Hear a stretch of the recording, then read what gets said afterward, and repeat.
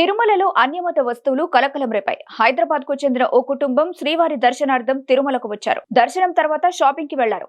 Tirumala CRO కార్యాలయం ముందున్న ఓ దుకాణంలో చేతికి ధరించే స్టీల్ కడియం కొన్నారు.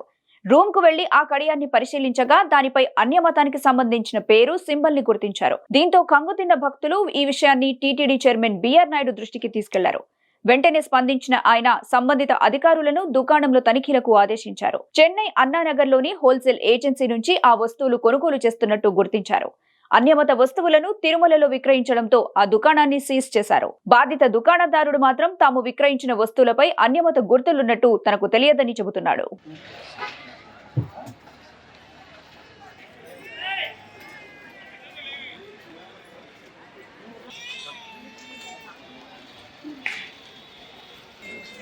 ఇది తీసేసి కింద సంతకాలు పెట్టించుకో. వీళ్ళు చెప్పే వెర్షన్ ఏంటంటే మాకు చెన్నై నుంచి వస్తుంది, మేము గమనించలేదు.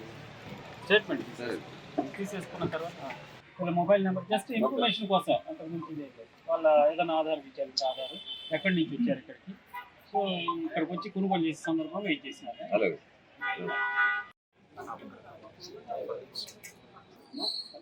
ఓకేనా, ఒక సెకండ్ కౌంట్ చేయ.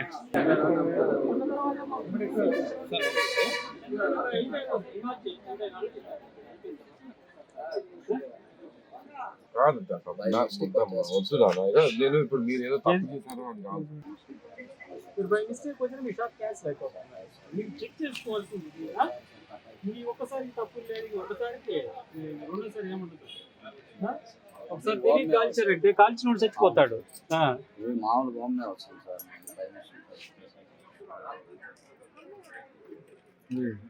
అన్నీ వస్తాయి గుర్తుంది.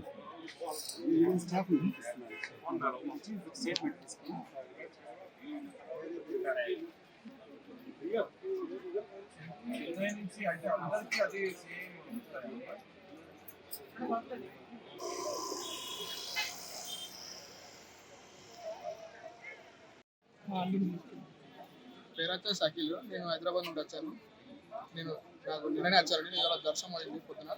మా పిల్లలకి ఇది ఇలాంటి చిన్న చిన్న వస్తువులు తీసుకుని వస్తే ఇలాంటి అమ్ముతున్నారు ఇక్కడ. హిందూ టెంపుల్ ఇలా తీసేసి వస్తువులు పెట్టి ఇక్కడ ప్లాన్ చేస్తున్నారు. దీని మీద నేను కంప్లైంట్ రేజ్ చేస్తున్నాను. నా పేరు శ్రీధర్ అండి. నేను హైదరాబాద్ నుంచి వచ్చాను. ఇవాళ మార్నింగ్ దర్శనం అయిపోయింది. అయితే మా అంటే తమ్ముడు ఆ పిల్లల్ని ఇక్కడికి ఏదో ఉంగరాలు కొనుక్కుందామని వచ్చాను అనమాట. షాప్కి వస్తే వాడు అరౌండ్ 8 years ఉంటాడు అనమాట. వాడికి ఒక కడియం కావాలంటే కొన్నాను. కొనేసి వాడు చెయ్యికేసాను.